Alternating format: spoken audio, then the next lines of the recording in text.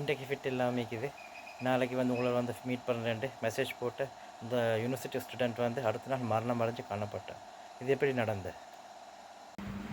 அஸ்ஸலாமு அலைக்கும் வரஹ்மத்துல்லாஹி வபரகாத்துஹு. ஸ்ரீலங்காவில் வந்து இப்போ ஹை ஸ்பீடில் பரவிக்கொண்டிருக்க நோய் வந்து டெங்கு. உங்களுக்கு எல்லாருக்கும் தெரியும்.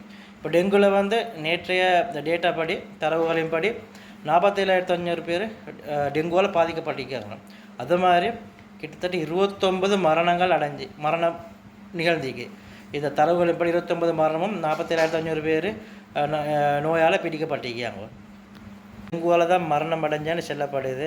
முந்தின நாள் வந்து கொஞ்சம் மேலுக்கு ஃபிட் இல்லாமல் வீட்டுக்கு வந்து டெக்ஸ்ட் பண்ணிக்கா நாளைக்கு வந்து ஃபிட்டான வாரேன், எனக்கு இன்றைக்கு ஃபிட் இல்லாமல் இருக்குதுன்ட்டு பார்த்தா அடுத்த நாள் வந்து அவள் வந்து மரணம் அடைஞ்சிதான். இது காரணம் வந்து டெங்கு தானே சொல்லப்படுது. இந்த டெங்கு வந்து எப்படி பரவுது?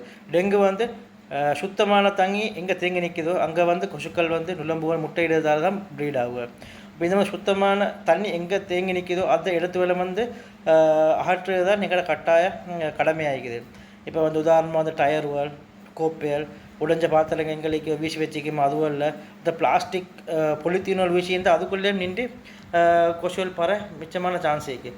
ஆகவே வந்து நாங்கள் வந்து இனமொத்தர்கிட்ட மரணத்துக்கோ இனமொத்தர் நோய்க்கோ நாங்கள் காரணமாக அமைய வேணும். அதனால் வந்து எங்கள்ட ஏரியாவில் எங்களோட வீட்டு ஏரியாவில் பார்த்து நாங்கள் சுத்தம் பண்ணி எங்களையும் அடுத்தவங்களையும் இந்த நோயிலிருந்து பாதுகாத்துக்கொள்வோம்.